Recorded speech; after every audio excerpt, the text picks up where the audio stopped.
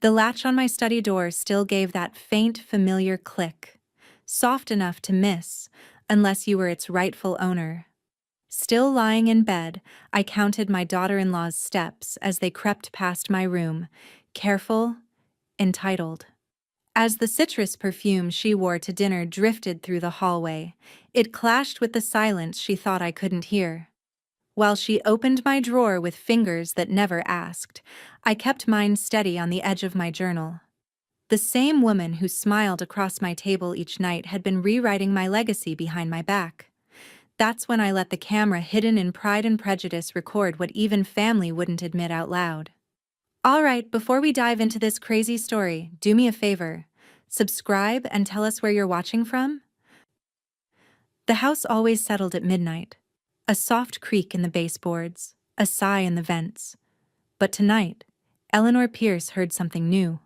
A click. A delicate metallic whisper from the study door. The kind a distracted hand makes when it forgets to close a latch all the way. She set her teacup down, her pulse beating once, twice, before she told herself not to be ridiculous.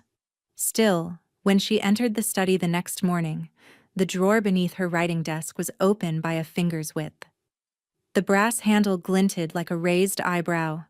Her favorite pen, the one with the tiny scratch across its silver clip, lay crooked on the blotter. Not missing, just moved, as though someone had tested the weight of it, then changed their mind. She stood in the doorway for a long moment. The morning light slanting across her stacks of paper and the smell of cedar polish hanging faintly in the air. Everything looked perfectly ordinary, which was precisely what unsettled her. At breakfast, she mentioned it lightly. "Someone's been in my study," she said, reaching for the jam jar. My desk drawer was open again. Tyler didn't look up from his tablet. "Probably Noah," he said, his tone half apologetic, half distracted. "He likes your fountain pens. You know how kids are." Across the table, Hannah smiled. It was the kind of smile that practiced women wear. Perfectly symmetrical, pleasant, and just warm enough to look genuine. "You must be imagining it, Eleanor," she said, stirring her coffee. "You're the only one who ever goes in there." Eleanor met her gaze for a moment too long. Hannah didn't flinch. The woman had the composure of someone who had already decided what the truth was going to be. Later that afternoon, Eleanor retreated to her sanctuary, the study she'd built over 4 decades of teaching and writing. She trailed a finger along the edge of the mahogany desk, tracing the grooves her hands had carved into habit. Everything in that room meant something. The framed photos of her students' book club, the shelf of first editions, the faint ink stains on her rug. Noah's voice drifted from the hallway, his laughter muffled through the wall. A sound she loved. He was the only one who still knocked before entering. She sat, picked up her pen, and opened her journal. The heavy leather-bound one, its pages filled with tight loops of blue ink. She wrote down the date, then paused. Drawer ajar, pen displaced. Tyler unconcerned. Hannah smiling. Her handwriting steadied her. The act of logging what others dismissed gave the moment gravity. Paper didn't lie, and it didn't gaslight. The sun had set by the time she finished her entry. She closed the journal carefully, fingers hovering over the cover as though sealing a secret inside. Then she stood, crossed the room to the far corner where the floorboard lifted just slightly at one edge, an imperfection she'd meant to fix years ago, but never did. She pried it up with the flat end of her ruler, revealing a hollow space no larger than a shoebox. Inside, she placed the journal and eased the board back into place. The wood settled with a soft thunk, as though the house itself agreed to keep quiet. For a moment she simply listened. The refrigerator hummed. A distant dog barked. Nothing else. Yet the silence didn't reassure her. It only made the earlier click seem louder in memory, like an unanswered question replaying itself. In bed, she lay awake beside the soft glow of her nightstand lamp. She could hear the faint shuffle of someone moving down the hallway, light, deliberate steps. The floorboards groaned once near her door, then went still. Eleanor kept her breathing even, her eyes half closed, pretending to sleep. The sound faded toward the back of the house, toward her study. She waited a full minute before sitting up, her hand hovering over the lamp switch. She could almost picture it, the faint outline of a woman standing at her desk, fingers moving over her things as if entitled to them. Eleanor reached for her pen and jot pad on the nightstand. She didn't write words this time, just drew a small circle and shaded it in, over and over, until the paper almost tore. By morning, the drawer would be closed again, the pen would be back in its proper place. And Tyler would tell her she was worrying too much, but Eleanor Pierce knew the sound of her own home breathing. And last night, it had exhaled something foreign. She smiled faintly to herself, not fearfully, but like a teacher who already knows the ending of the story her student hasn't realized she's telling. Because next time, she thought, she'd be ready for the click. By the following week, Eleanor stopped telling herself it was coincidence. Coincidence didn't close drawers to the same exact angle, or return books out of alphabetical order by a single misplaced spine. Coincidence didn't smell faintly of perfume she never owned. She stood in the center of her study that morning, hands steady, eyes tracing the angles of everything she'd once arranged without thinking. The desk chair faced the wrong direction by an inch. The door's latch, she'd marked it in pencil, hung slightly open again. She could feel it now, that faint electrical charge in the air before a storm. Someone else's presence, long gone but freshly imprinted. So she began to measure. The first night, she placed a thin strip of masking tape along the top edge of each drawer. The tape slit at the seam. A millimeter's misalignment would tell her everything. Then she measured the space between the study door and its jamb, 3/16 of an inch when fully shut, and jotted it on a post-it she stuck beneath the baseboard. Eleanor Pierce, former English teacher, knew that proof wasn't about what you felt. It was about what you could show, clearly, in sequence, like a thesis supported by evidence. Still, the feeling remained, that invisible line running down her spine each time the house grew too quiet. That night, before heading to bed, she sprinkled a thin layer of baby powder along the floorboards between her desk and the door. It shimmered faintly in the lamplight, an innocent dusting that could have been forgotten flour. When she turned off the lamp, the study looked almost serene. Almost. The next morning, the powder told its story.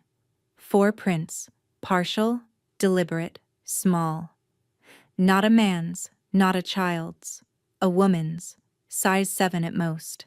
The heel of one smudged where the step had pivoted, as though whoever it was had turned toward the bookshelf before leaving. Eleanor crouched, her knee protesting the motion, and measured the distance between steps with a ruler. Average stride, calm pace, no panic, no rush. Whoever it was, she was comfortable here. She brushed a bit of powder onto a note card, folded it into an envelope, and wrote the date. Then she vacuumed every trace, restoring the room to its pristine order. Evidence could be invisible and still exist.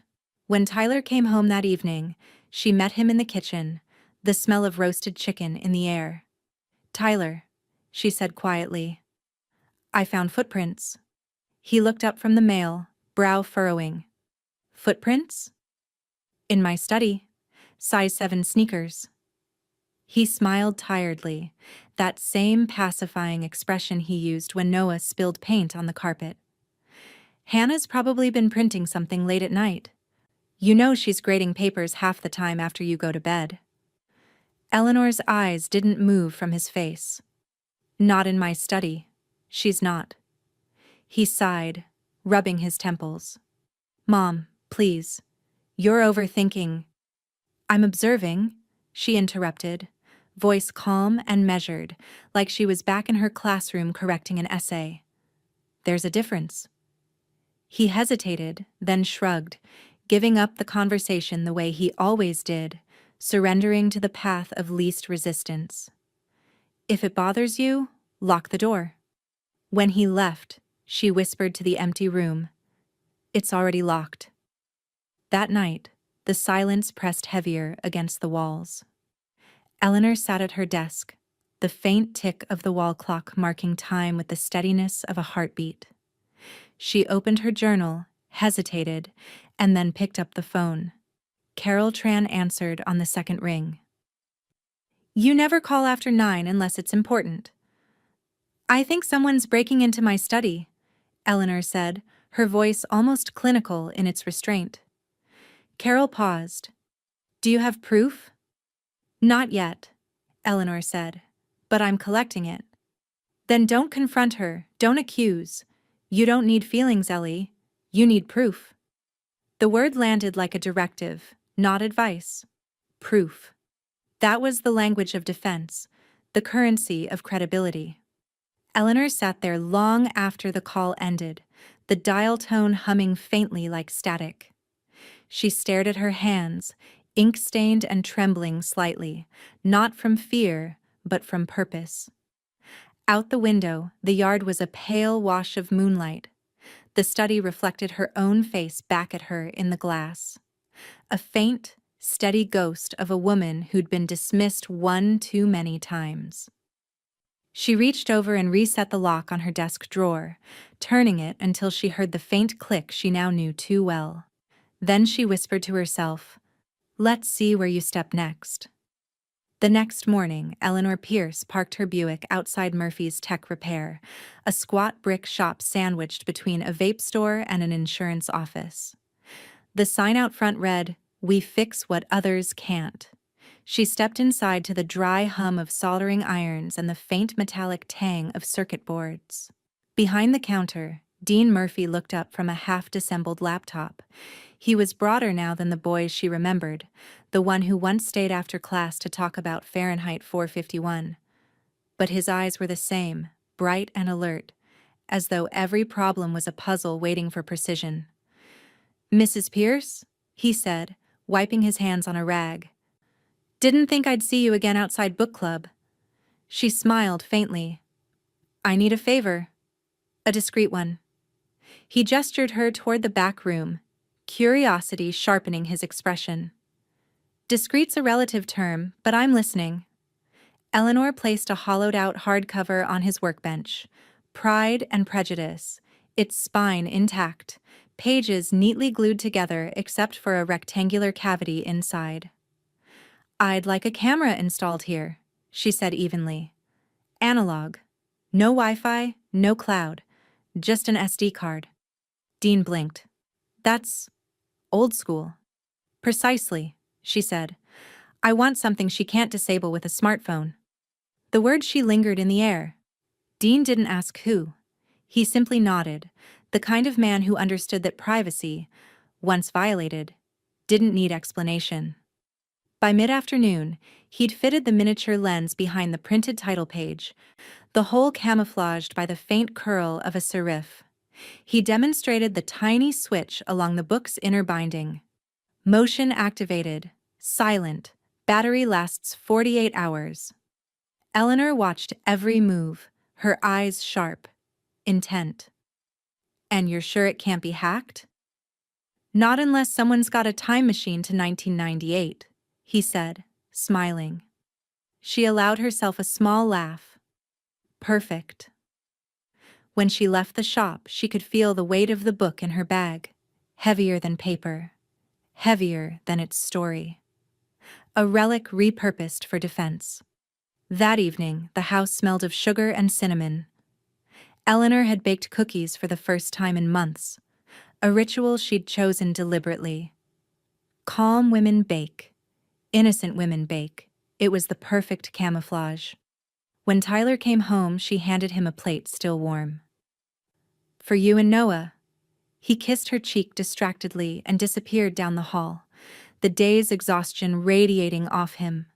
Minutes later, Hannah appeared in the doorway, hair swept into a loose bun, her expression as neutral as marble. "Smells amazing," she said. "You're spoiling them." Eleanor slid another batch onto the cooling rack. Habit.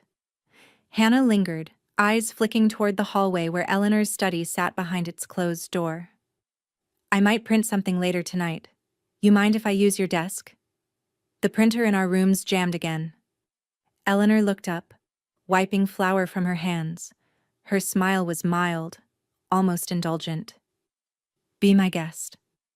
Their eyes held for one long, silent beat, neither woman blinking. Then Hannah turned, the sound of her footsteps fading down the hall. Eleanor waited until she was gone before glancing toward the clock. 9:12 p.m. She reached for the plate of cookies, arranging them neatly, the act calming her heartbeat to something measured. At 10:30, the house fell into its nightly hush. Noah's room went dark. Tyler's snores carried faintly through the vents. Eleanor sat in the armchair by her window, a thin throw over her knees, the book resting innocently on her shelf.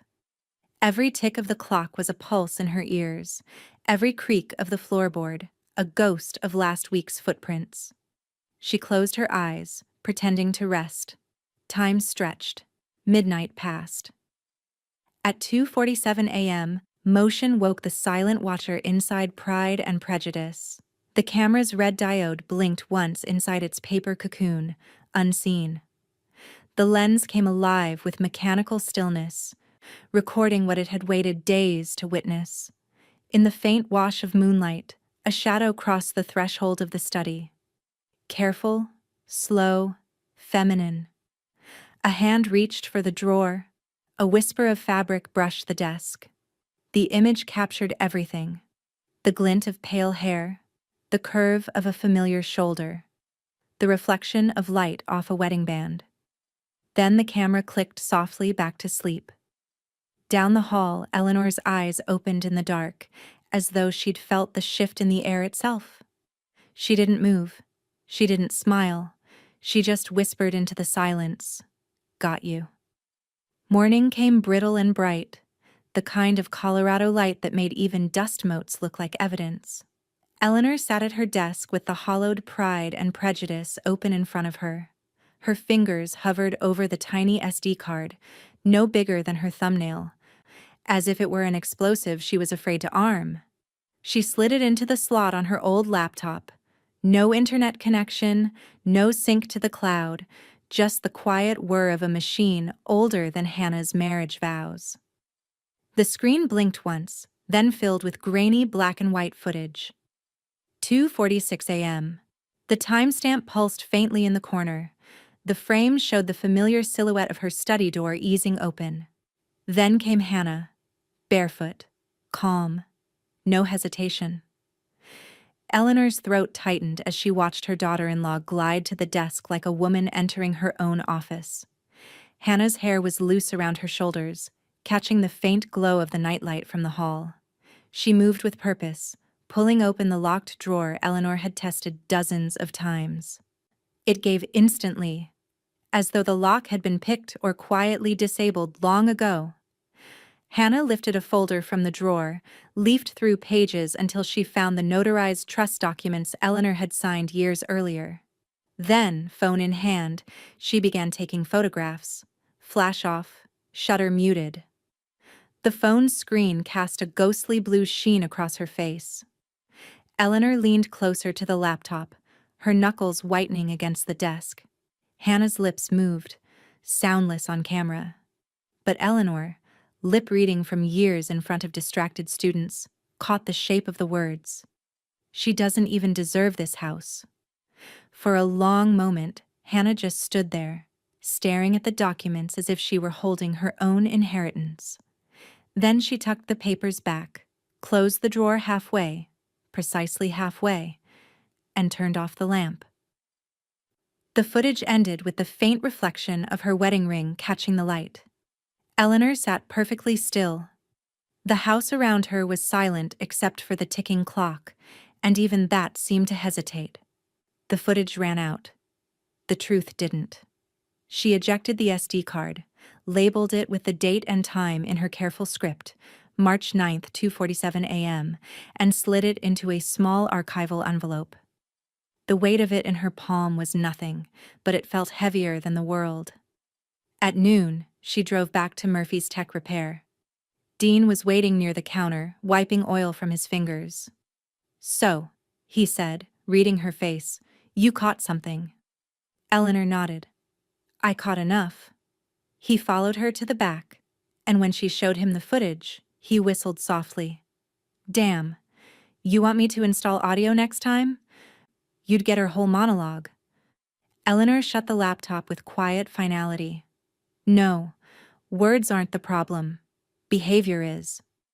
Dean studied her a moment, the way people do when they realize the quietest person in the room is the most dangerous. "You sure you know what you're doing?" "I've spent 40 years teaching teenagers to plagiarize less," she said. "I know how to trace intent." That evening, Carol Tran sat across from her at the kitchen table, watching the footage again on Eleanor's screen. The house was dark except for a pool of lamplight, their faces pale in its glow. Carol's lawyer instincts sharpened with every frame. "This isn't curiosity," she said when it ended. "This is intentional exposure.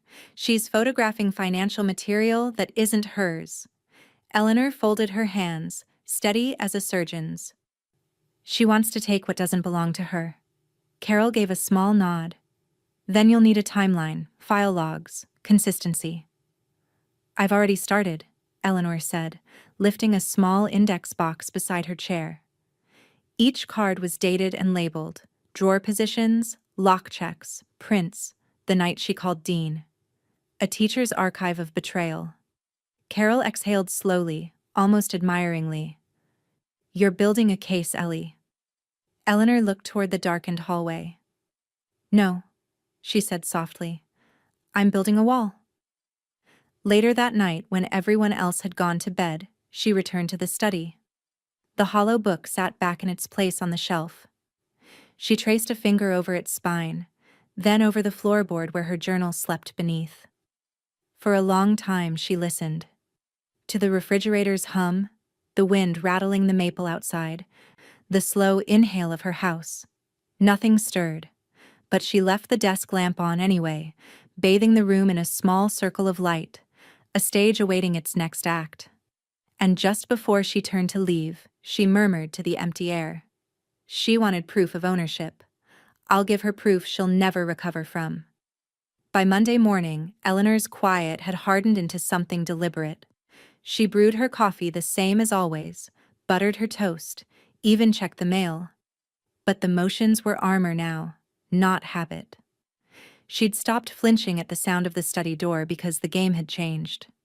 At 9 sharp, Carol Tran met her at the county clerk's office, a beige building that smelled faintly of toner and bureaucracy. The air hummed with the sound of stamping machines and low conversation. Carol spread a series of papers across the counter. "Once this is filed," she said, tapping the top page, "no one can challenge it without Noah's consent." Eleanor nodded, pen in hand. Her signature flowed cleanly, each letter steady. The act felt less like signing and more like sealing a vault. The clerk notarized, stamped, and returned the documents. "Congratulations," she said absently, sliding the receipt forward. Eleanor folded it neatly into her purse. "Thank you. It's not a celebration, it's insurance." By the time she stepped back into the crisp Colorado air, the house was no longer hers to lose, at least, not to Hannah Pierce. That afternoon, the sun turned the living room's picture frames into tiny mirrors. The framed deed that had hung in the hallway for years, a symbol of everything Eleanor and her late husband had built, was gone. Only a faint square of lighter paint remained on the wall, like a scar of ownership erased. Eleanor sat on the edge of her armchair, waiting. She didn't have to wait long. Hannah came home early, the front door slamming just a beat too loud. "Where's the house paper?" she asked, trying for casual and failing spectacularly. Eleanor looked up from her crossword puzzle, glasses perched low on her nose. "Things change." "Change?" Hannah repeated. "That's a legal document." "It was," Eleanor corrected. Now it's a legal boundary. For the first time, Hannah's composure cracked. The faintest twitch in her jaw, a flicker of disbelief. You had no right. Eleanor folded the newspaper slowly. Actually, I had every right. You forget, Hannah. I'm not dead yet. The silence that followed was sharp enough to slice through the room. From the hallway, Noah's footsteps paused. Tyler's voice, hesitant, called from the kitchen. Everything okay? Hannah smiled without turning. Just a misunderstanding. Eleanor rose, meeting her daughter-in-law's eyes, calm as a winter pond. Yes, she said softly, but not mine. That evening, Carol texted a photo. The county seal stamped over a new deed. Filed and recorded. Noah Pierce, sole future heir. Eleanor saved the image, printing a hard copy for her index box. She slid it behind the envelope marked March 9th and locked the drawer. Outside, the wind picked up, shaking the maple branches against the windows like fingers demanding entry. Inside, Eleanor poured herself a glass of sherry and sat by the window, watching the first hints of dusk settle over the neighborhood. Across the street, the neighbors' lights flickered on, and two women from the HOA strolled by with their dogs. Their voices carried just enough through the open vent. Did she sell it? One asked. Heard she's moving into assisted living, the other said. Her daughter-in-law's probably handling it. Eleanor smiled to herself, sipping slowly. Let them guess. Let them invent. Every rumor was misdirection, every whisper another layer of fog around the truth. She turned off the lamp, leaving the house in semi-darkness, and climbed the stairs one deliberate step at a time. In the hallway, the blank space where the deed had hung seemed to watch her back. When she reached her study, she paused at the door, listening. Nothing. Not a creak, not a click. She opened it, flicked on the light, and looked around the orderly room. The shelves, the books, the floorboard that hid her journal, the book that hid her camera. Everything was in place. Everything except the sense of finality. She whispered into the quiet, You wanted the house, Hannah. Now you can't even touch its name. Then, from downstairs, a faint, sharp sound. Not the wind. A drawer sliding shut. Eleanor froze, heart steady but alert, the taste of sherry turning metallic on her tongue. Her hand brushed the spine of pride and prejudice. Round two, she murmured. And somewhere in the dark below, a door clicked closed. The next morning, Eleanor woke before sunrise. The house felt swollen with quiet. That tense, waiting kind that settles after a confrontation no one wants to admit happened. She brewed her coffee without music, watching the thin curl of steam twist upward, then disappear. Down the hall, the door to Hannah and Tyler's room was still shut. Noah's faint snore came from the guest room. The only other sound was the rhythmic tick of the clock in her study.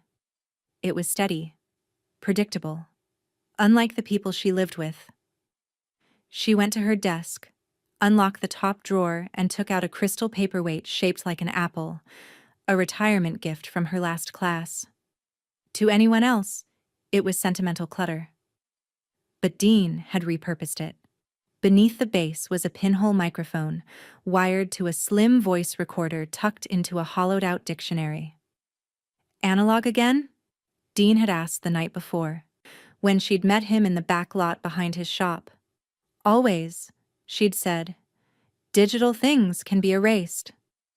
Now, she placed the paperweight back in its usual spot on her desk, slightly right of center, angled toward the doorway. From there, it would hear everything. By afternoon, the temperature had dropped. The wind rattled the gutter and the house creaked as if sighing. Eleanor sat in the kitchen with a crossword and her ever-present calm, listening to Hannah move from room to room upstairs. When the younger woman finally came down, she looked too put together for someone staying home on a weekday. Her hair was brushed smooth, her lipstick fresh. She opened the fridge, letting the cold light spill over her face. "You've been quiet today," Eleanor said without looking up. "Just busy," Hannah replied, grabbing a bottle of sparkling water, catching up on things. "House things?" Hannah smiled tightly. "It's not yours anymore anyway," she murmured. Not loudly, but not softly enough to be innocent. The crossword pen froze in Eleanor's hand. She didn't lift her head. "I beg your pardon?" "Oh, nothing," Hannah said, twisting the bottle cap with a hiss. "Just talking to myself." Eleanor turned a page. "You should be careful, Hannah. The house has an excellent memory." Hannah laughed, a brittle sound that echoed just a bit too long, and left the room. That evening, Eleanor sat with Carol at the small table in her study. The air smelled faintly of paper and lemon polish. She pressed play on the recorder. The playback was crisp, drawers sliding, footsteps crossing the hardwood, and then Hannah's voice. Steady, dismissive, unmistakable. "It's not hers anymore anyway." Carol leaned back, eyebrows lifting. "That adds manipulation. This isn't just trespass, it's intent. We file that." Eleanor nodded slowly. "Not yet. I want her to believe she's safe." Carol studied her friend. "You're playing a long game." "She's not careless," Eleanor said. "She's confident. Confidence is louder than evidence. Let her keep talking." Later, the family gathered for dinner. Tyler sat between them, the uneasy buffer, while Noah pushed peas around his plate. The television hummed low from the living room. Some home renovation show about restoring old houses. Hannah laughed once, too loudly at something Tyler said. He tried to smile back, but it faltered. His gaze flicked between the two women, the air around them charged like a room waiting for thunder.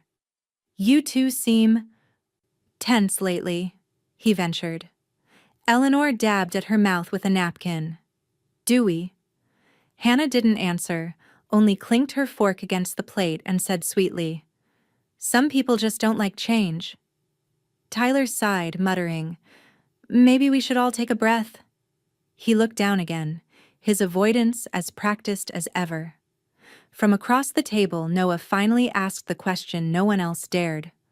"Why does Mom hate you?" The fork slipped from Hannah's hand and hit the plate with a sharp crack.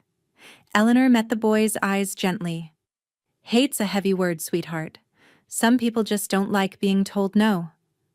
Noah's gaze lingered on her for a moment, wise beyond his 12 years, before returning to his food. The quiet that followed was so thick it hummed.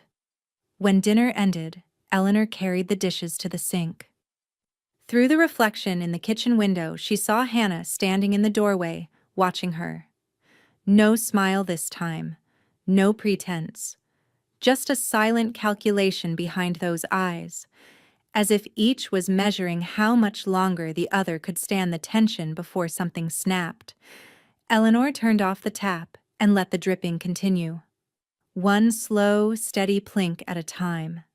The same rhythm the recorder would capture later, when the house went still again.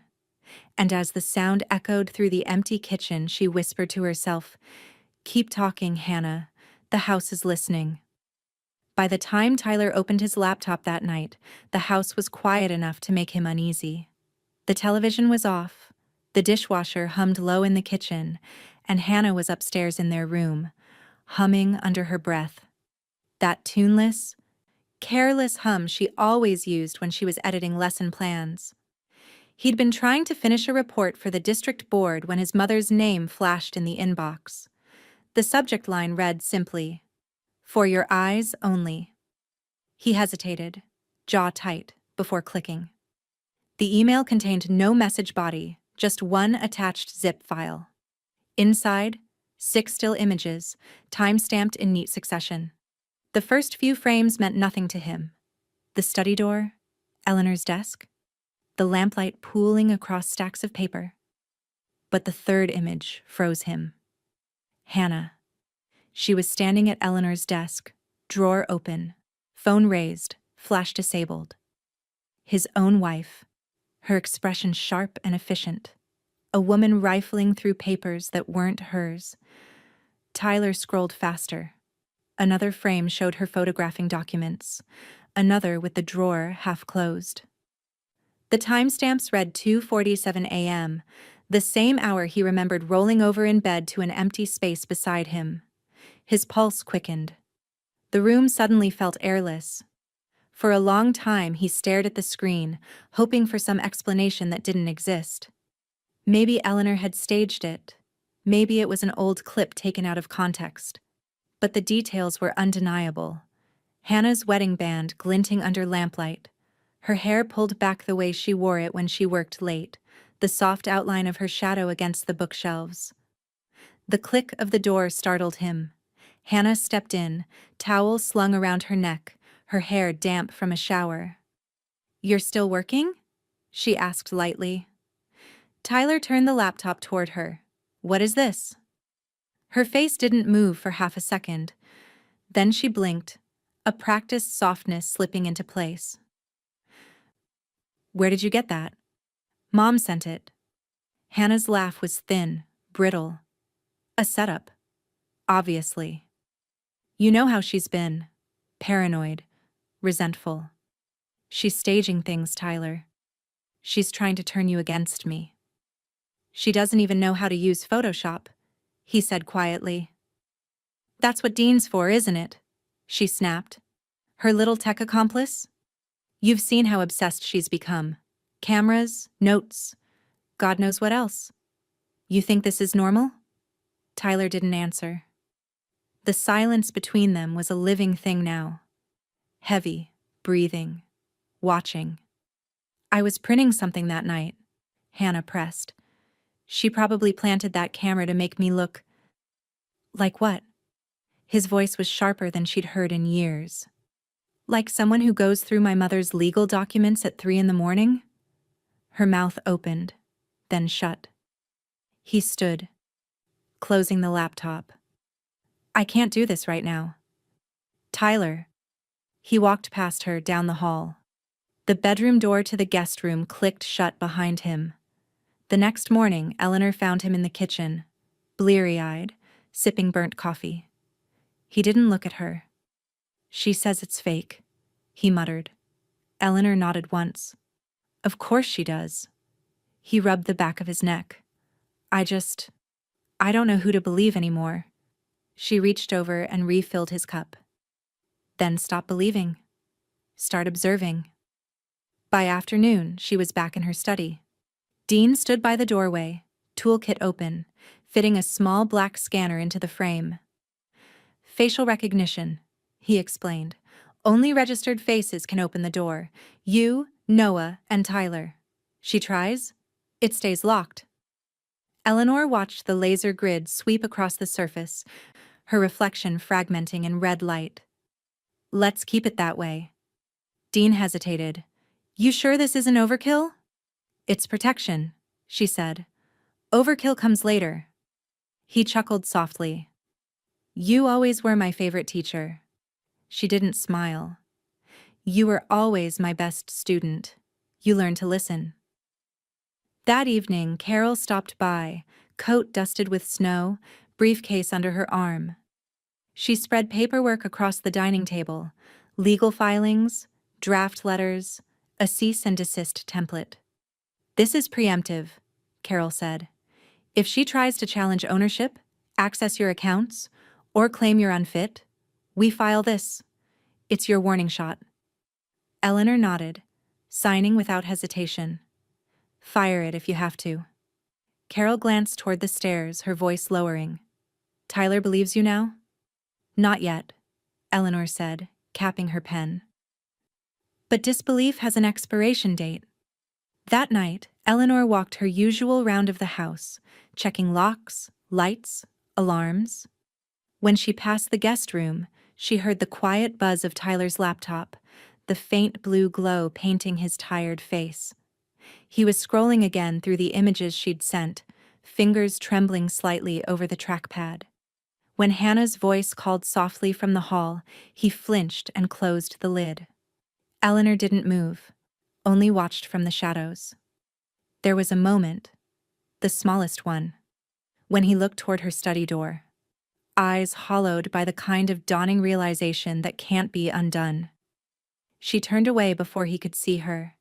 Upstairs, Hannah's footsteps crossed the landing.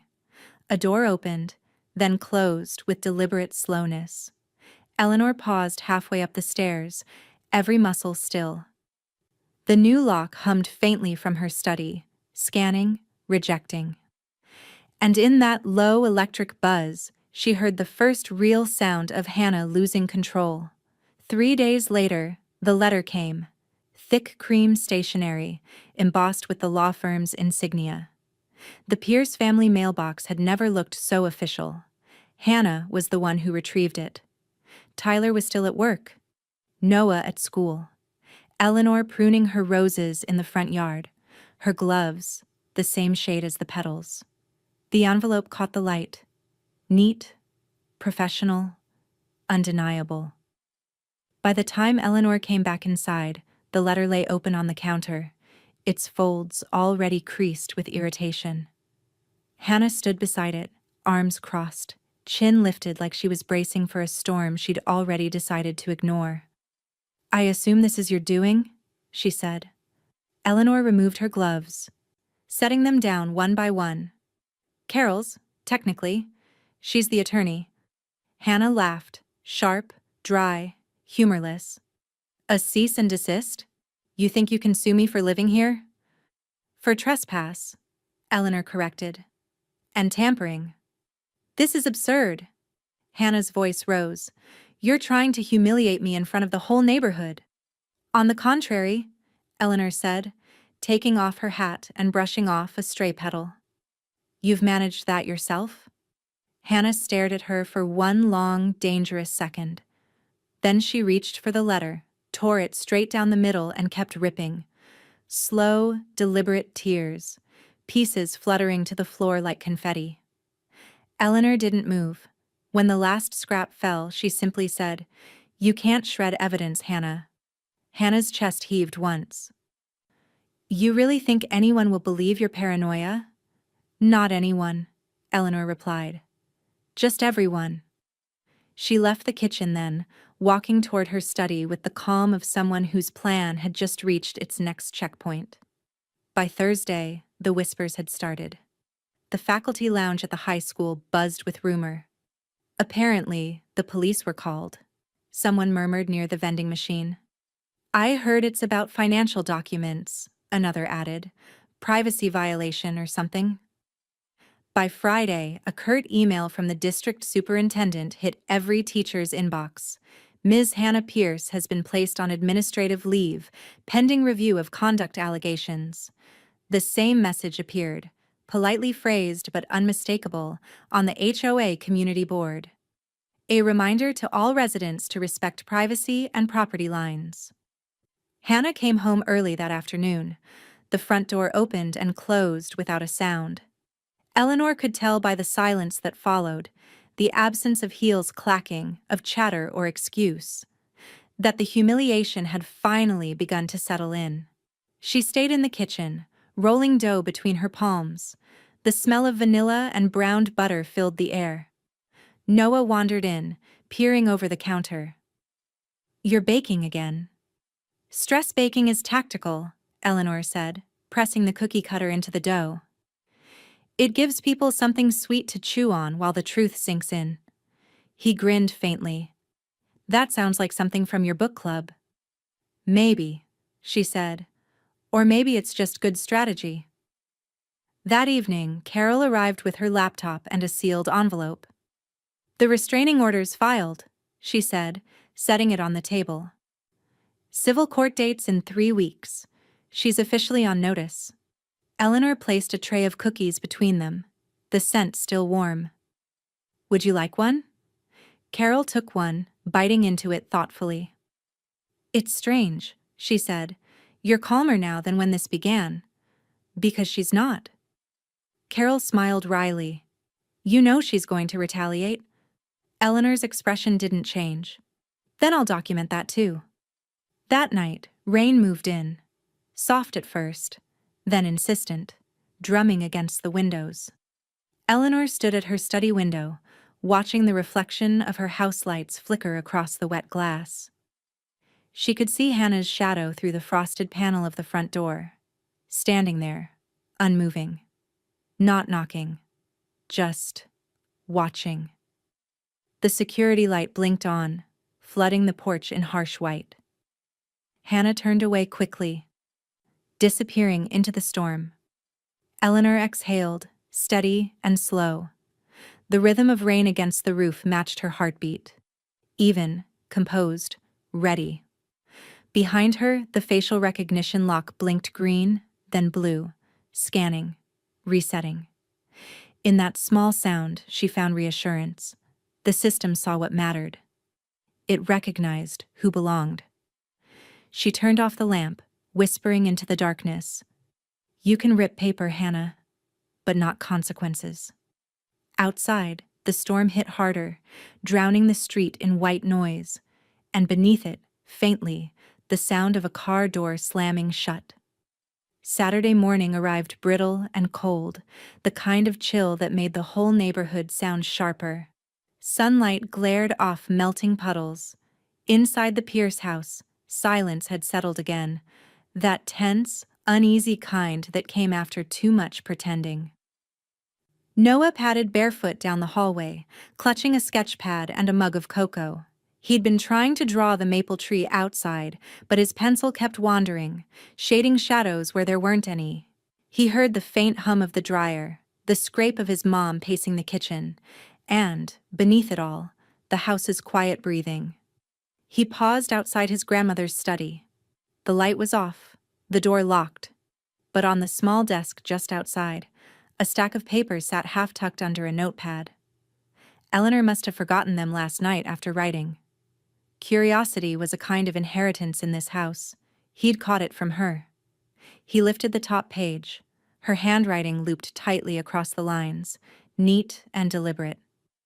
She's coming for what isn't hers. Control isn't love. It's possession.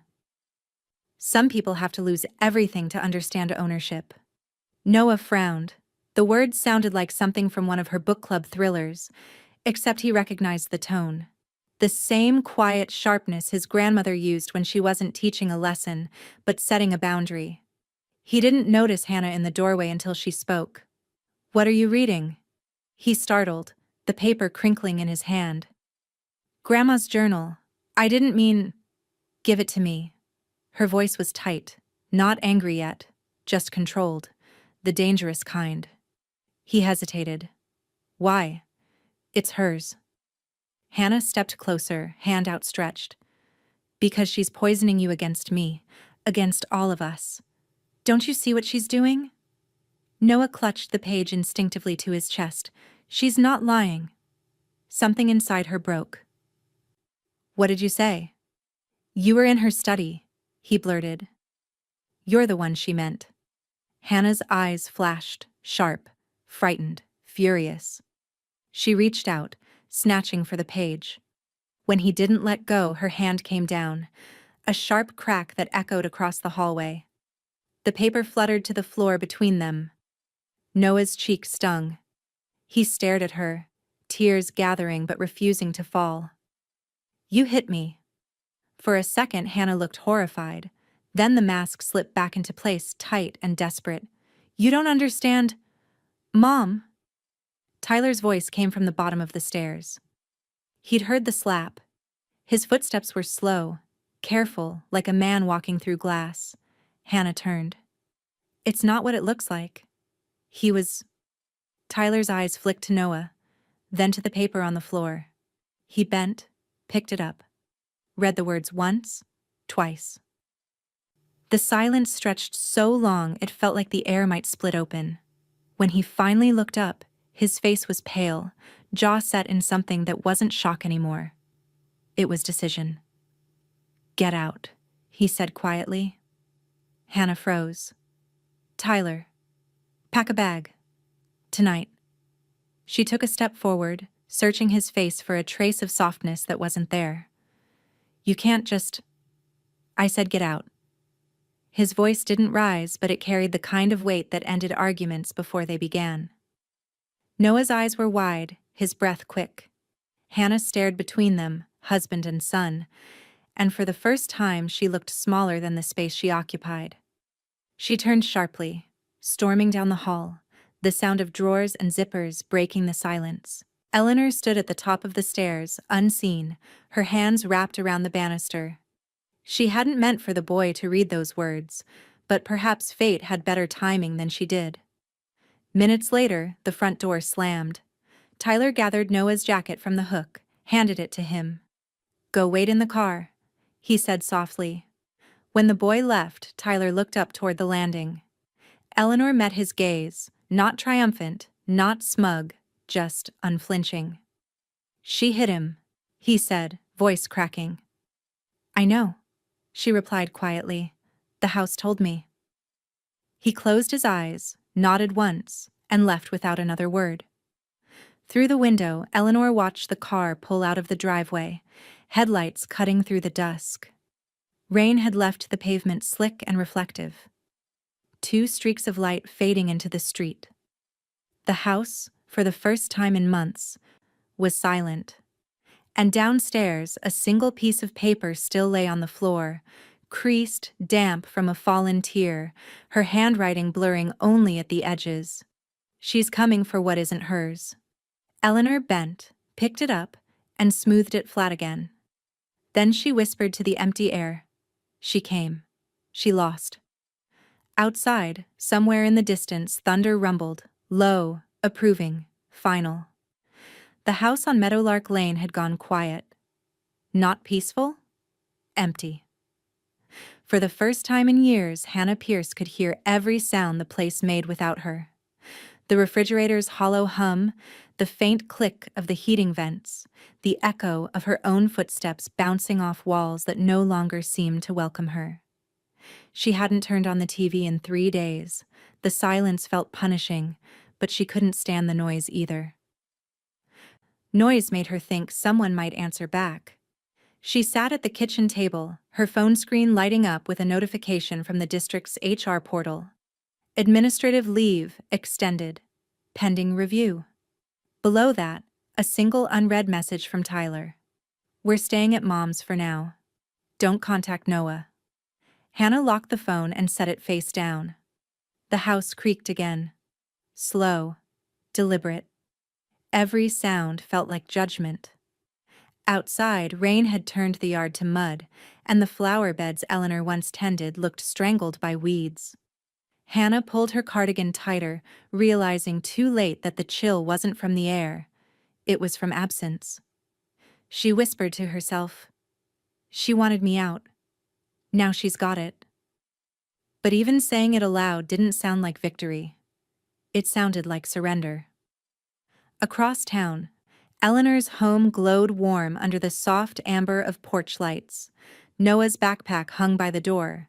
Tyler's shoes sat neatly beside it, 2 quiet confirmations that peace had returned, however temporarily. Eleanor watched from the kitchen window as Noah helped his father set the table. Their voices carried easily, low, familiar, safe. When she joined them, Noah looked up with a smile that reached his eyes for the first time in weeks. "It finally feels normal again," he said. Eleanor smiled back.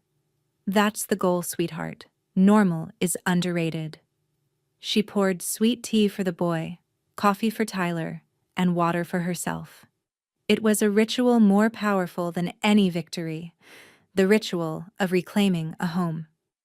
The next morning, Dean parked his van outside and carried 2 new cameras up the front walk.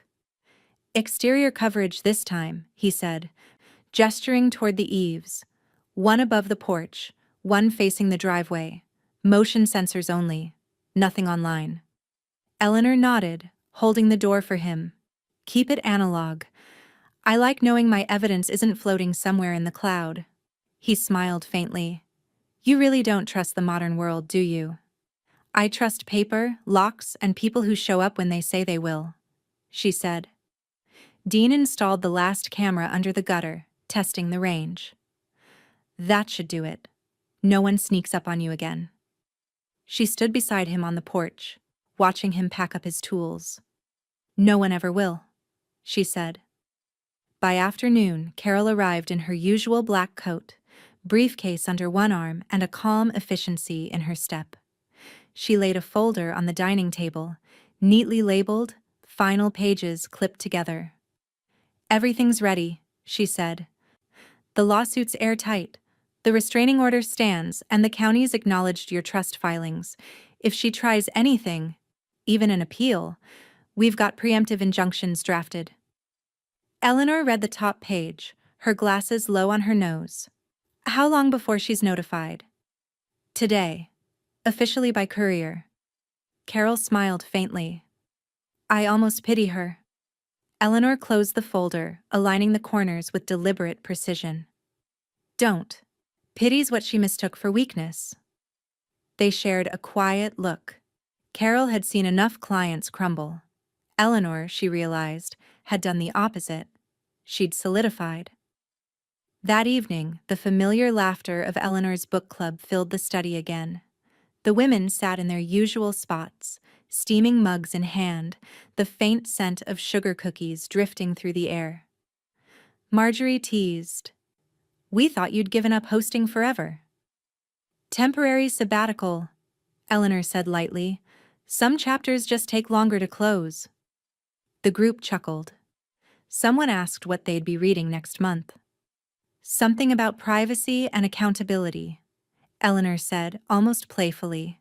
When the laughter died down, she felt Noah's small hand slip into hers. He'd been sitting quietly on the arm of her chair, sketchpad in his lap. "Grandma," he whispered, "the house doesn't make those weird noises anymore."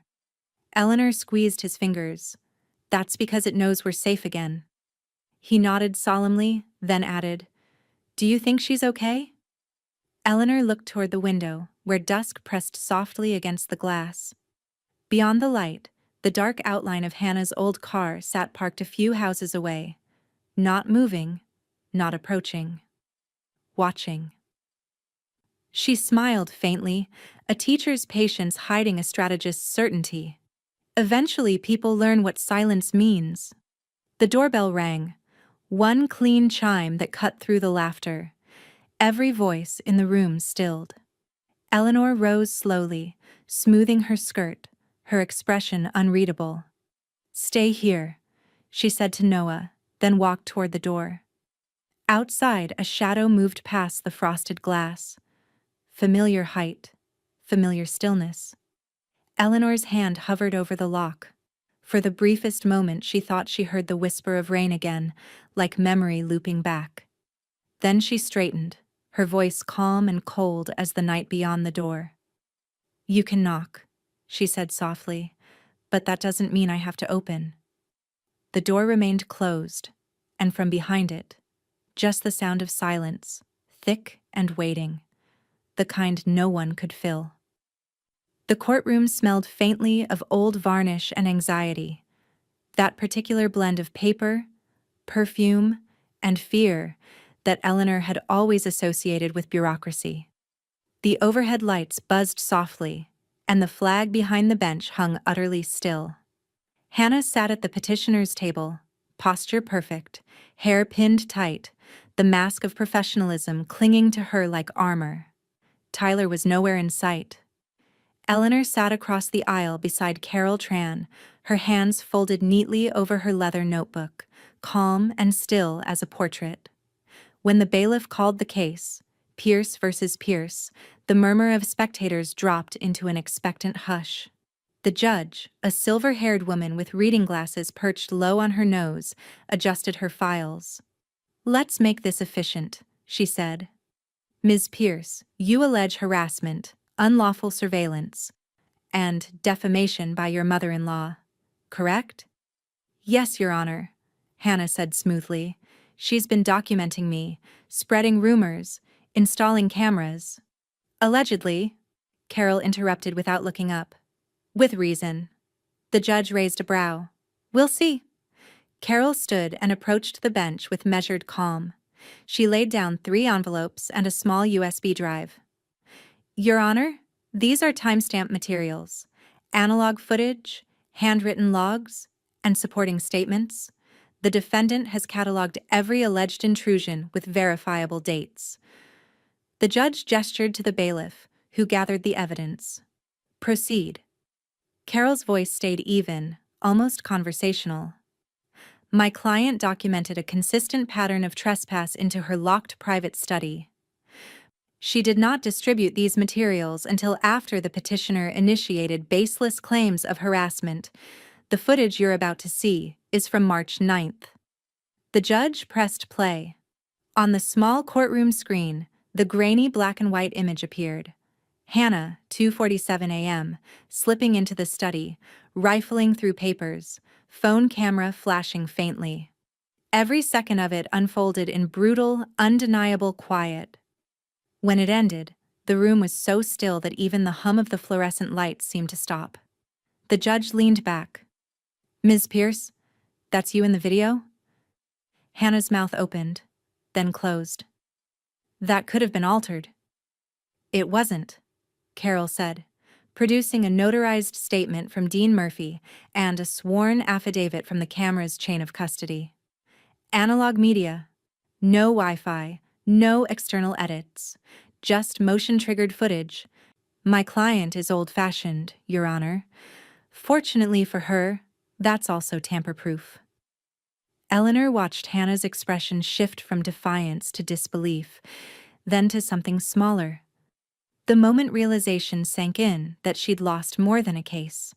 The judge flipped through the handwritten logs, each page marked with dates, precise entries, and Eleanor's looping script. I've seen many fabricated records, she said, almost admiringly. But this isn't one of them. This is consistency. This is what documentation looks like. She looked up, her tone turning crisp. You trespassed. She documented. Case dismissed. The gavel hit wood like a full stop. Outside, the air was bright and cool. Carol exhaled, finally letting herself smile. I don't often get instant dismissals. That was surgical. Eleanor adjusted her coat. Teachers learn precision early. They stepped down the courthouse stairs. Across the street, a small knot of neighbors from the HOA had gathered. Familiar faces behind sunglasses, whispering as they pretended to check their phones. Eleanor could almost hear the words traveling. She won. The old woman was right. By sunset, the HOA newsletter hit inboxes. Community reminder. Respect personal property and privacy boundaries. Failure to comply may result in disciplinary review. Underneath, a brief note from the board president. We commend Ms. Eleanor Pierce for her diligence and professionalism in resolving a difficult situation within our neighborhood. Hannah's name wasn't printed, but everyone knew. The next morning, Carol arrived at Eleanor's house holding a certified envelope. Official restitution, she said. $15,000 in damages. You could frame it. Eleanor signed the receipt, then placed the check between 2 pages of a children's book on the counter. Donate it, she said. Fort Collins Literacy Fund. They could use new books. Carol smiled. Always poetic justice with you, isn't it? Eleanor poured her a cup of tea. Justice isn't poetic, it's recorded. Meanwhile, across town, Hannah sat in her car in front of the district office, watching her phone screen flash. An email from the Colorado Department of Education had arrived. Subject: Notice of Review. Teaching license status pending. Her reflection in the glass looked nothing like the woman she'd rehearsed being. For a long time, she just stared. At her own name in the email header. At the world outside that kept turning without her. She turned off the ignition, and the silence rushed back. That night, Eleanor stood in her study, the light warm and steady across her desk. She tucked the court documents into a labeled folder, case closed, and slid it into her filing drawer. Outside, the camera above the porch blinked once, recording a calm house, a quiet street, and a woman who no longer needed to look over her shoulder. And yet, before turning off the lamp, Eleanor paused. The air in the room was still, too still. She glanced toward the window, and for the briefest moment thought she saw the faint outline of headlights idling at the end of the block. Her hand hovered over the curtain, but she didn't move it. Instead, she whispered, "Drive away, Hannah. There's nothing left here to steal." The lights flickered, then disappeared into the night. But the hum of the camera outside continued, patient, vigilant, eternal. The next morning broke soft and gold, light spilling through the lace curtains in Eleanor's study like forgiveness she hadn't asked for. The air smelled faintly of dust and old books. Her kind of peace. On the desk sat the hollowed Pride and Prejudice, its purpose fulfilled. The analog camera inside was quiet now, its small red diode forever dark. Eleanor traced a finger along the spine before opening the book one last time. The tiny SD card lay where it had always been, square, unassuming, heavier than it looked. She slid it out, holding it between her fingers, marveling at how something so small could change the direction of so many lives.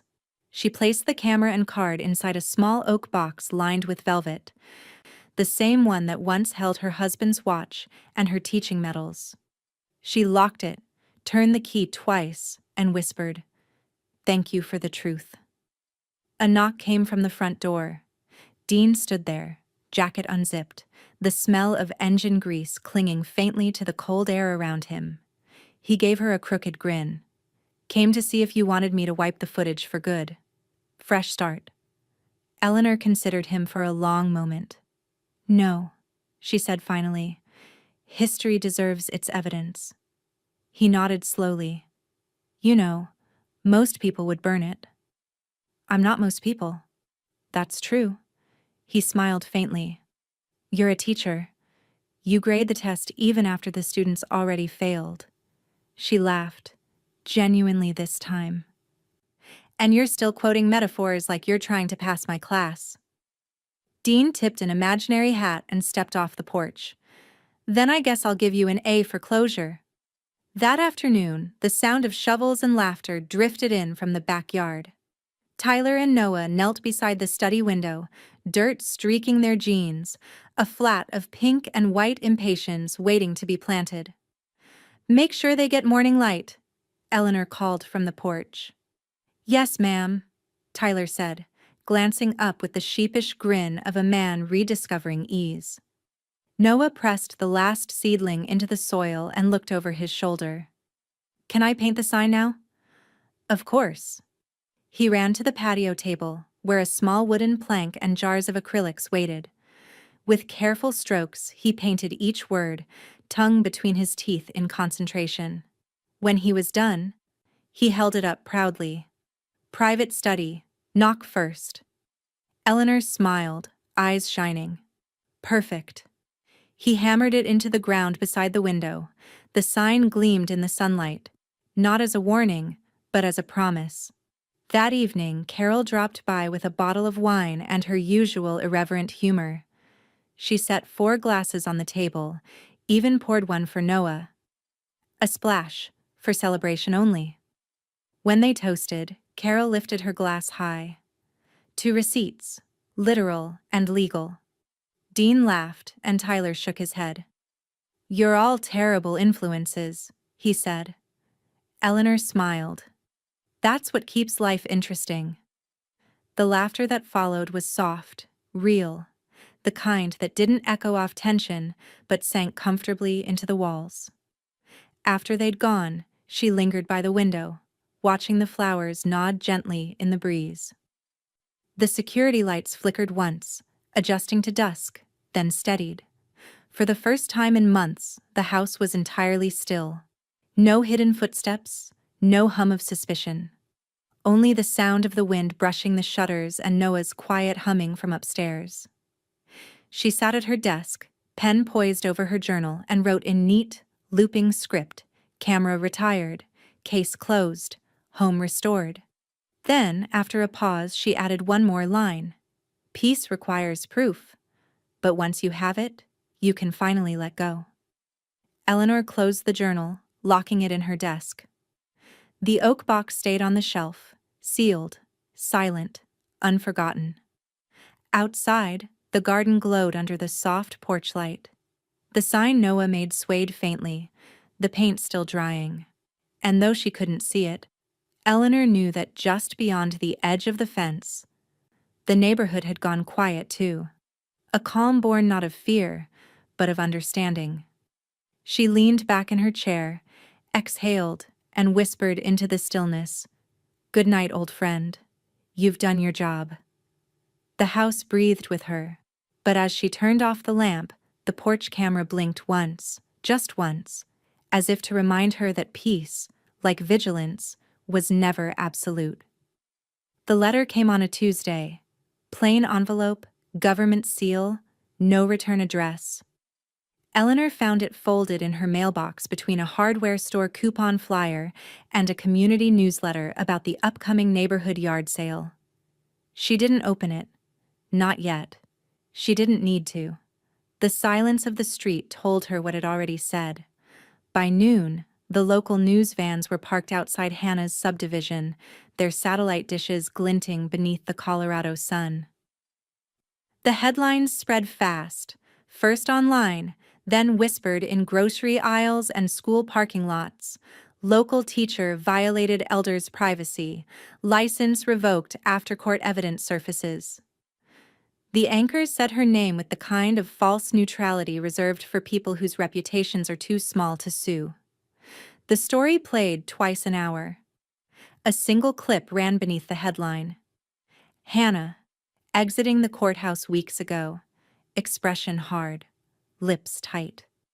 When the broadcast ended, Eleanor turned off the television and looked out her front window. The impatiens were in full bloom, their petals trembling in the breeze. Tyler's car was parked in the driveway. Noah's bike leaned against the porch rail, the wooden sign still standing bright and new beside the garden. She didn't smile. She just breathed. The quiet kind of breath that finally reached the bottom of her lungs. That afternoon, the mail came again. A small cream envelope. No name. Just her address written in looping handwriting she didn't recognize. She opened it carefully, sliding out a single card. Thank you. No signature, no return address. Just those 2 words in blue ink, written with the shaky precision of someone who'd debated sending it at all. Eleanor traced the letters with her fingertip, reading them twice before setting the card atop her journal. For the first time, she didn't need to document the moment, because she already knew what it meant. Across town, someone had finally understood the lesson. Later, Carol stopped by, coat draped over one arm, phone buzzing with messages from reporters. "They're asking for a quote," she said, settling at the kitchen table. "You could tell your side, you know. Set the record straight before the narrative gets away from you." Eleanor poured 2 cups of tea. "The record's already straight," she said. "It's on paper. Filed. Time-stamped." Carol smiled. "Always the archivist?" Eleanor's lips curved faintly. "She tried to rewrite my story. I just returned it to nonfiction." They drank in companionable silence, the only sound the faint hum of the refrigerator and Noah humming from the next room, the rhythm of peace settling into habit. When Carol rose to leave, she touched Eleanor's shoulder gently. "You did the right thing," she said, "even if it doesn't feel like it." Eleanor looked toward the study door, the one with the new sign and the steady lock. "It feels exact," she said. "And exact is better than right." That evening, Noah appeared in the doorway holding a sheet of paper. "I made you something." Eleanor turned from her desk. "What is it?" He held it up, shyly proud. A drawing, colored pencil on thick sketch paper, of her study as seen from outside the window. The shelves, the desk, the glow of lamplight spilling out like gold. And in the garden below, the new flowers blooming around the sign. She took it from him, eyes softening as she noticed one small detail. In the corner of the picture, he'd drawn a tiny lock etched in silver pencil, gleaming at the center of the door. "I wanted it to look safe," he said. It does, she murmured. It is. She framed the drawing that night, hanging it just above her desk, beside the shelf that held the oak box and the camera she'd retired. The next morning, Carol's voice played over the radio, talking about elder privacy rights, citing Eleanor's case as precedent. The host called it a quiet revolution, a story about proof and power. Eleanor listened for a moment, then switched the radio off. She didn't need the commentary.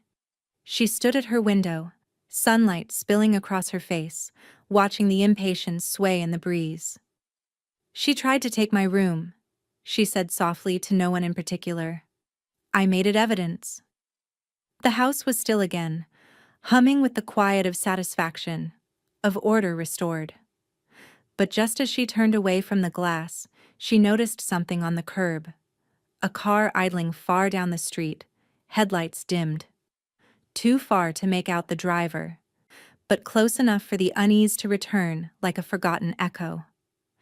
Eleanor's hand rested lightly on the curtain, and for a fleeting second, she thought she saw movement. A shape behind the windshield, watching. Then the car eased forward, tires whispering across asphalt, until it disappeared around the corner. She didn't follow it with her eyes. She simply whispered, "Keep driving." And behind her, the camera light, the one she'd sworn was off, blinked once, as if in quiet agreement. It arrived on a Wednesday. No return address, just Eleanor's name typed neatly on the envelope. The postmark was blurred, as though the machine itself had hesitated to claim it. She turned it over in her hands several times before opening it. The stationery was cheap, motel kind, the sort that smudged when touched. Inside, a single page. Eleanor, I never meant to hurt you. Things got away from me. I just wanted to feel seen, to matter in that house. You made me feel invisible. I'm sorry, even if it's too late for that to count. Hannah Eleanor read it twice, expression unreadable, the paper trembling slightly between her fingers. Not from emotion, but from the faint draft coming through the study window. She folded the letter once, sharply, and slid it into the folder labeled Case Closed. It fit perfectly between the court order and her handwritten logs. No tears, no reply, just filing. Some stories, she thought, don't end with forgiveness. They end with record-keeping. That evening, Tyler found the letter. He'd come into the study looking for an old family photo Noah wanted for a school project. When he opened the file drawer, the white envelope caught his eye. He recognized the handwriting immediately. He read it standing by the window, the same window Hannah once peered through to watch Eleanor's quiet routines. His jaw tightened as he reached the final line. Eleanor's voice came from the doorway. You don't have to read that. He looked up, eyes hollow. You kept it. I keep everything, she said softly. He stared at the page again, those small, desperate words pretending to make peace. And something in him broke, quietly, the way glass cracks before it falls apart. Without a word, he stepped past her, out the back door, into the dusk. In the backyard, the air smelled faintly of ash and blooming impatiens. Tyler crouched by the fire pit, struck a match, and watched the flame catch along the edges of the letter. For a moment, the words glowed. I never meant to hurt you, before curling black and vanishing into ember. Eleanor stood at the kitchen window watching through the glass. She didn't stop him. Some pages weren't meant to be archived. When he returned inside, she was at the sink, rinsing the teacups. He said nothing, only met her eyes. The look between them said enough. It's done. Later, Noah wandered into the study, pajamas soft and rumpled, hair a halo of sleep. He climbed onto the arm of Eleanor's chair, resting his head against her shoulder. Dad said we don't have to talk about her anymore, he murmured. Eleanor nodded. That's right. Is it over? She looked toward the window, the new flowers glowing pale under the porch light. the little wooden sign swaying gently in the evening breeze. "It's protected," she said. "That's what matters." Noah thought about that for a while, his small hand tracing the edge of her sleeve. "Protected feels better than over," he said finally. She smiled faintly. "It usually does." He fell asleep like that, curled against her side, the piece between them soft and fragile as tissue paper. Outside, the night was quiet. The garden shimmered faintly beneath the moonlight, each petal glistening like it had something to say, and had finally chosen silence instead. Eleanor carried Noah to bed, tucked him in, and returned to her study. She sat down, opened her journal, and wrote only one line before closing it again. "Peace, sustained, by vigilance." She stood, turned off the light, and paused in the doorway. The faint hum of the porch camera still carried through the quiet. Low, steady, alive. For the first time, she didn't resent the sound. It was the pulse of protection, the heartbeat of a house that had learned to defend itself. As she climbed the stairs, the wind picked up, rustling the flowers outside. The wooden sign creaked once, a reminder, not a warning. And somewhere far down the street, a car door slammed, then faded into distance. Eleanor didn't turn to look. The study stayed dark behind her, untouched, locked, and finally, completely at peace. The folding chairs were arranged in neat rows under the skylights of the Fort Collins Public Library. The late afternoon sun painted the floor in long amber stripes, turning even the dust in the air into something sacred. A hand-lettered poster at the entrance read, "Community Forum, Privacy, Proof, and Personal Boundaries. Guest speaker, Eleanor Pierce, retired educator." Eleanor adjusted the microphone at the small lectern. Her hair was swept neatly into its usual twist. Her notebook lay open beside a half-empty mug of tea. The crowd was modest, 30 people, maybe 40. But their attention was total. "When people think of privacy," she began, "they think of solitude, a locked door. But true privacy," she paused, glancing up, "isn't about isolation. It's about respect." Her voice carried, firm but calm. "In my case, respect had to be relearned, the hard way. Someone I trusted entered my space without permission. She didn't break in. She simply walked through an open door and assumed the room would forgive her for it." A ripple of quiet agreement moved through the audience. "I learned that proof isn't just about defense. It's about reclaiming your truth from those who rewrite it. Documentation, boundaries, vigilance. They aren't paranoia. They're preservation."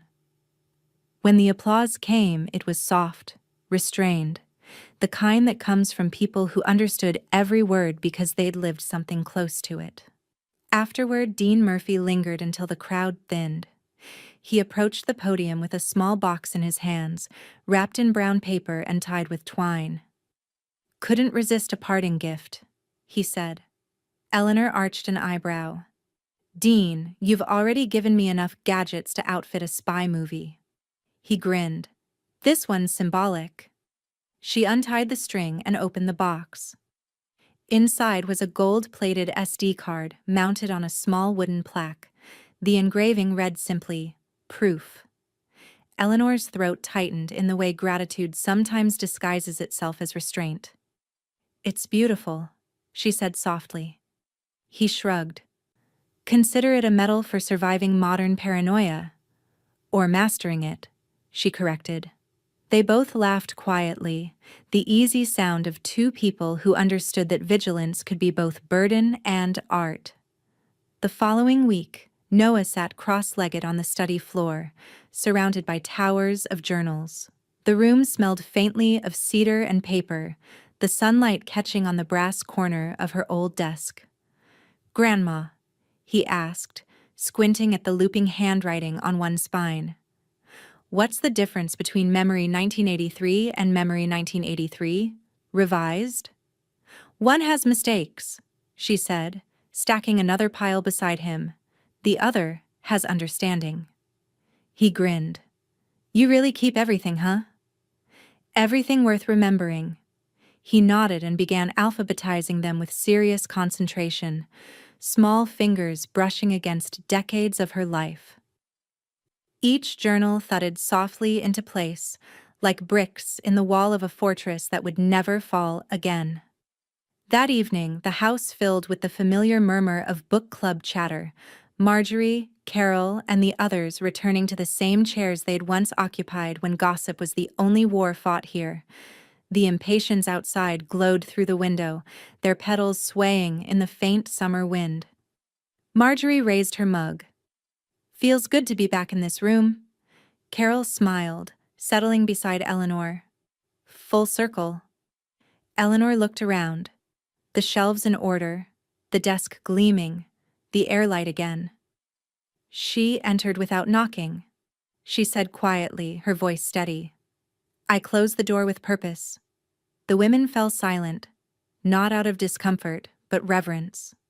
Noah, listening from the stairs, scribbled something in his sketch pad. A new drawing of the study, the people inside it laughing again, light spilling across the walls like forgiveness that had earned its place. Later that night, the house was still. Tyler stood on the porch, looking across the street at the for sale sign in a yard 2 blocks away. "Thinking about moving?" Eleanor asked, stepping beside him. He smiled faintly. "Closer. Not in. You deserve your peace." She nodded. "Peace is best shared by choice, not proximity." He chuckled softly. "You always sound like you're teaching a class." "Old habits," she said. They stood together for a moment, watching fireflies blink across the garden. Inside, the porch light flickered once, the old camera's reflex still kicking in, as if the house itself refused to forget what vigilance had built. Eleanor turned toward the doorway, the study behind her glowing softly through the window. "She snuck into my study each night," she murmured, a small smile tugging at her lips. "So I installed the camera she feared most." The door clicked shut behind her. Not loudly, not with anger, but with finality.